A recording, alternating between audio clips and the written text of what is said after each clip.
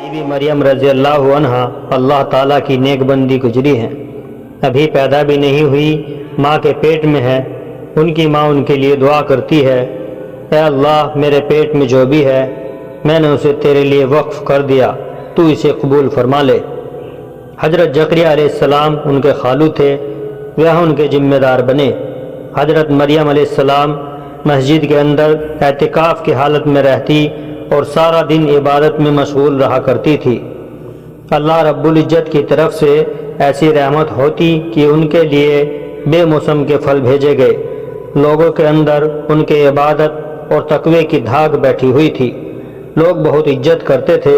ان کے ساتھ ایک واقعہ پیش آیا، قرآن مجید نے اس واقعے کو تفصیل سے بیان کیا ہے اور ایک سورت کا نام بھی سورہ مریم رکھا۔ انہوں نے غسل کے لیے اپنے مکان کی مشرقی سمت کو اپنے لیے خاص کر لیا۔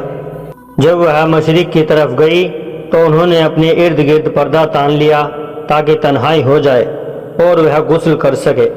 اللہ رب العزت فرماتے ہیں کہ اتنے میں ہم نے اس کی طرف اپنے روح الامین کو بھیجا اور وہ ایک بھرپور انسان کی شکل میں آپ کے سامنے پہنچے۔ جب تنہائی میں مریم رضی اللہ عنہا کے سامنے ایک بھرپور انسان آیا تو اس وقت وہ گھبرا گئی۔ وہ آج کے وقت کی کوئی بگڑی ہوئی بیگم نہیں تھی کہ ایک غیر آدمی کو تنہائی میں دیکھ کر مسکرا دیتی۔ وہ اللہ پاک کی نیک بندی تھی، لہٰذا اس کے چہرے پر گھبراہٹ کے آثار نظر آئے۔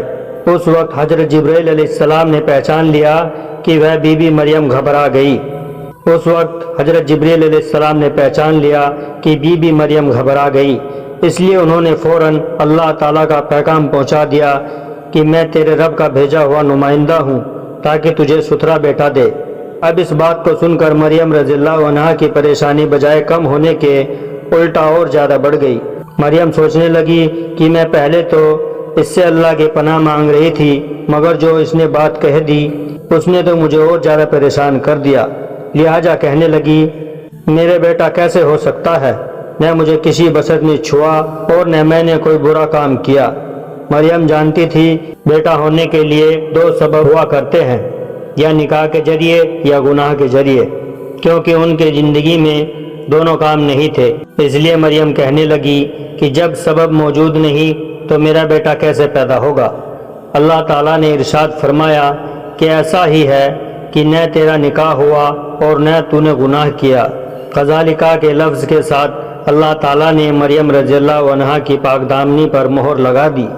آگے فرمایا، تیرے پروردگار نے کہا کہ تیرے لیے آسان ہے مریم، یہ بیٹا تجھے پروردگار نے دینا ہے، کسی زلفوں والی سرکار نے نہیں دینا، اس لیے تجھے گھبرانے کی کوئی ضرورت نہیں۔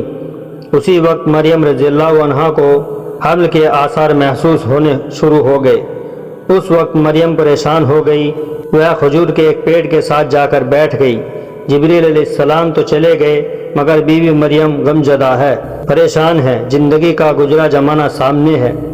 وہ دل ہی دل میں کہنے لگی، اے اللہ میں تو تیری عبادت کرتے ہوئے عمر گزارنے والی بندی ہوں، میں نے اپنی عمر اعتکاف میں گزاری، لوگوں میں میری نیکی اور تقوی کے چرچے ہیں، مگر آج میں اس حال میں بیٹھی ہوئی ہوں کہ جب لوگوں کے سامنے یہ بات ظاہر ہوگی تو میں ان کو کیا چہرہ دکھاؤں گی؟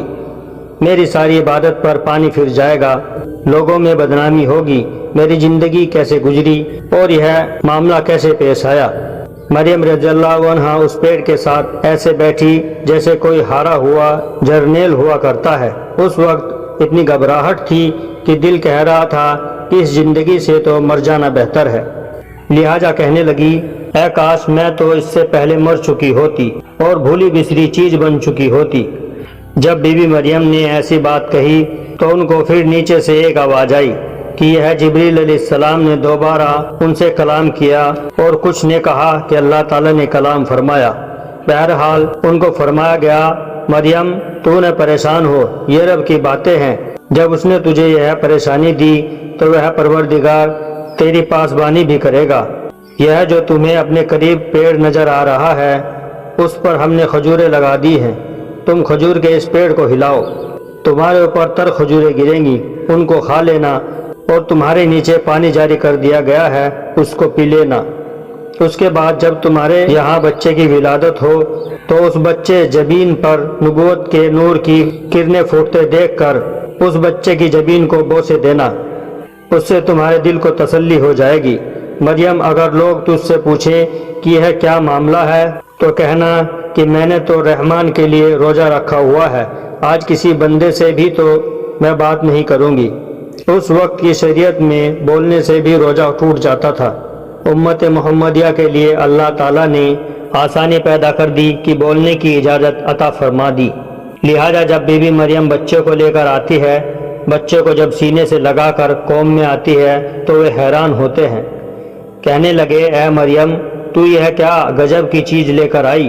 اے ہارون علیہ السلام کی بہن، نہ تو تیرا باپ ایسا برا تھا اور نہ تیری ماں ایسی بری تھی، تو یہ برائی کر کے کیسے آئی؟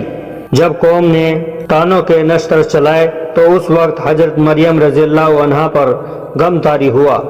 مریم بہت پریشان ہوئی اور بچے کی طرف اشارہ کیا، کہنا یہ چاہتی تھی کہ میرا سر مت کھاؤ، پوچھنا ہے تو اس بچے سے پوچھو یہ کیسے پیدا ہوا۔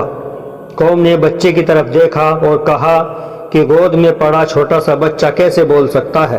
مگر اللہ تعالیٰ نے اپنی ایک پاک دامن بندی کے لیے نظام کو بدل کر رکھ دیا۔ فرمایا میرے پیارے عیسیٰ، بچے اس عمر میں بولا نہیں کرتے، مگر آج تیری ماں پر بہتان لگایا جا رہا ہے، میں اپنے نظام کو بدلتا ہوں، اب تجھے بولنا ہوگا اور اپنی ماں کی صفائی کی گواہی دینی ہوگی۔ اس لیے حضرت عیسیٰ علیہ السلام بولتے ہیں میں اللہ کا بندہ ہوں۔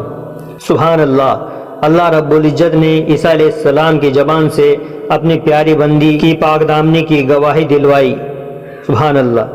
پیارے دوستو، ویڈیو اگر اچھی لگی ہو تو دل سے لائک اور شیئر کیجئے اور ہمارے چینل اسلام میں نور کو ضرور سبسکرائب کر لیں۔ السلام علیکم ورحمۃ اللہ وبرکاتہ۔